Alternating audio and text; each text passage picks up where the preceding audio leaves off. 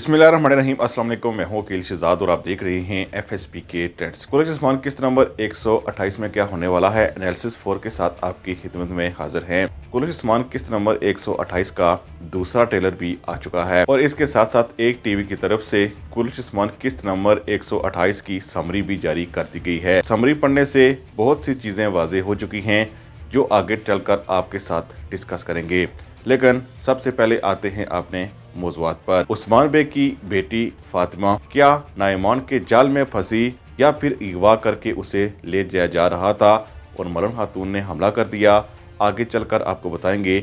इसके साथ साथ ये भी जिक्र करेंगे कि ओरहान बे का मंसूबा क्या था जो उस्मान बे को पसंद आएगा। उस्मान बे को बचाने के लिए मलन खातून और बाला खातून का मंसूबा अलग अलग क्यों था। इसके साथ साथ नाइमान एक बड़ा जाल किस्त नंबर 128 में बचाएगा। ये जाल नाइमान ने कैसे बचाया, आगे चलकर आपको बताएंगे। लेकिन वीडियो शुरू करने से पहले आपसे गुजारिश है कि अगर आपने FSP के चैनल को सब्सक्राइब नहीं किया तो ज़रूर सब्सक्राइब कर लें।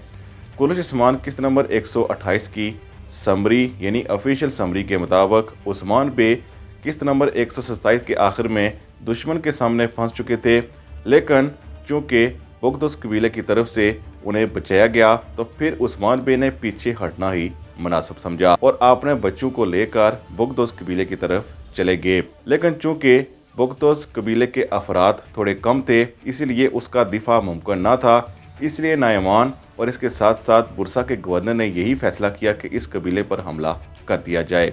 लेकिन उस्मान बे से पहले ओरहान बे ने मंसूबा बनाना शुरू कर दिया और बहुत से बारूदी कनस्तर सामने रखे और उस्मान बे से यही कहा कि तंग रास्ते पर इसे रखा जाएगा। जब नाइमान और बुरसा के तैकफुर यहाँ पहुँचेंगे तो धमाके से उन्हें उड़ाया जाएगा।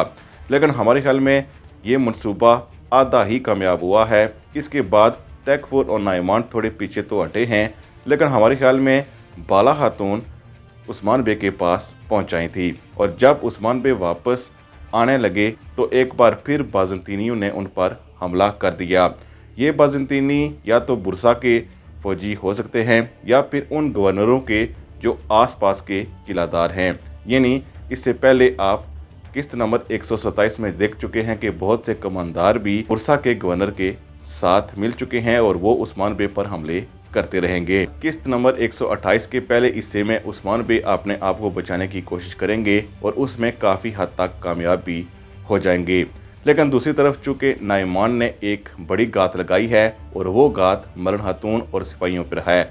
ये गात हमारे ख्याल में नाइमान ने उसी लड़की को इस्तेमाल करते हुए लगाई है जो खेमे में थी। उसे एक दरख्त के साथ बांध दिया गया और इसके साथ साथ चूँकि मलन खातून के साथ फातिमा भी मौजूद थी, यानी मलन खातून सिपाही और फातिमा कहीं जा रहे थे या फिर उस्मान बे को ढूंढ रहे थे, तो उसी दौरान उस लड़की को जो नाइमान के पास थी उसे दरख्त के साथ बांधा गया और यही जाहिर किया गया कि इसके साथ कुछ बुरा हुआ है और इसे बचाना चाहिए। ये नहीं, मलन खातून इस लड़की को जब बचाने लगेंगी तो उसी वक्त नाइमान की तरफ से हमला हो जाएगा। अब इस हवाले से अगर देखा जाए तो फातिमा को तो कुछ नहीं होगा, मलन खातून भी ज़ख्मी होंगी, लेकिन उस्मान बे चूँकि यहाँ नहीं पहुँच सकते, इसीलिए मुमकिन है कि गजान खान की मुँह बोली बेटी जो इस वक्त सरहदी इलाकों पर मौजूद है वही इनको बचाएगी। उस्मान बे को बचाने का मंसूबा बाला खातून और मलन खातून का इसलिए अलग अलग है क्योंकि जब उस्मान बे का घोड़ा येनी शहर पहुंचा तो हमारे ख्याल में उस वक्त मलन खातून येनी शहर में मौजूद न थी, बल्कि सिर्फ बाला खातून थी और बाला खातून चली गई।